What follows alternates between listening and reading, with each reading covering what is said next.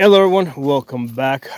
Today, I want us to consider if this primary arms 5 to 25 by 56 would make a good sniping rifle scope. Okay, so we're not talking about a DMR rifle, right? Where you want to have like a lighter weight AR-15 usually with a light LPVO on it, like a 1 to 10 or 1 to 8 or something. We're talking about a sniping rifle, usually on a 308.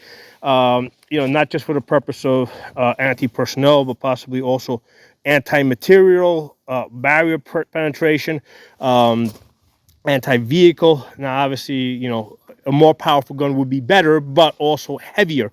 So for certain situations, an AR-10 shooting 308 might be a good choice. So specifically, we're going to be talking about this scope here. Would it make? Do I think that this would make a good combat, sniping rifle? So I've done a whole prior to, because right now it's mounted on AR-10. I had already shot a couple of 100 rounds of 5.56. Now I've moved it to the AR-10.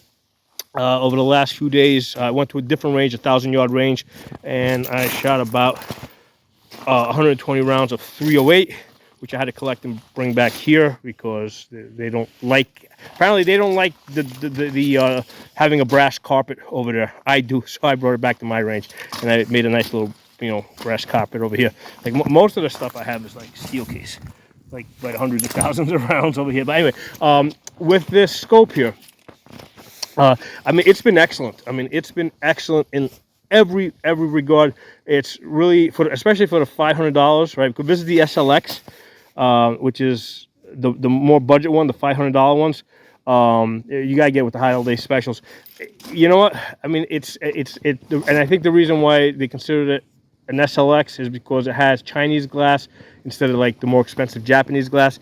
Listen, I've had absolutely no problem seeing at distance, right? And I shoot like here, like right now the sun's going down. I shoot low light conditions. The scope's been excellent. I just got one kind of reservation that I'm not like 100% sure. The thing that I would be worried about as far as this scope failing, and it wouldn't be like the zero shifting or anything like that. I just tested it earlier. I've talked about in another video. So after the 120 rounds that you see there, I came back. I checked my zero's perfect. So my reservation, right, the thing that like I'm not like 100% comfortable with is the Allen screws that attach the turret, right? Because there's the way this turret works. I did a separate video. There's 3 sets of Allen screws here that you loosen up to remove the exposed turret, and then that's how you reset your zero. And then inside there's a locking ring that also has 3 Allen screws. Again, and that's for the purpose of setting your zero stop. So you've got a total of 6 Allen screws. Okay, so I've not, like with all the shooting I've done so far, maybe a total like some 400 rounds between the 5.56 and the 308. I have not had a situation where it completely loosened up, right? Where those Allen screws completely loosened up. However, a couple of times when I went to move the gun from when I went to move the scope from one gun to another, or when I went to change, let's say the locking rings, and I went to move those Allen screws, what I found is that they weren't quite as tight as I remembered tightening them up. Okay, so I think after the second time I said, okay, you know what? Let me put a little blue Loctite on these Allen screws, which did work, but maybe a little too well because they're tiny. And what happened was when I went to move the scope again to a different gun, I thought I was gonna bend the Allen key, because remember those Allen keys are like really tiny. So yeah, be careful that you don't use too much Loctite.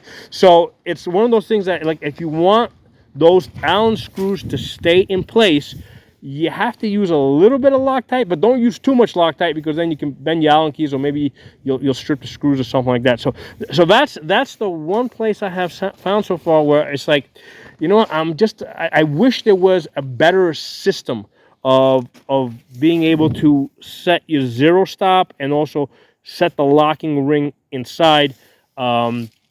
You know, for you know, the locking, you know, basically a way to, hold on, I'm mixing up the words here. I wish there was a better way to reset your zero, right? That's where you take the turret off and move it to a different position, or change the locking ring on the inside that didn't involve those tiny little Allen screws. And of course, if you try to do that in the field, there's a good chance you might lose those Allen screws, and then you're going to be completely screwed. So that's like the only place where I have a reservation, where it's like, yeah, I don't know, you know, like in a combat scenario, that may not be the best thing, you know, dealing with those little Allen screws. But other than that, the scope's done really well, okay? So there's a thing to consider. Not 100% decided on that yet. I haven't had a situation where they came completely loose, and where, because if this came completely loose, I'd be like turning this and you know, it wouldn't be catching.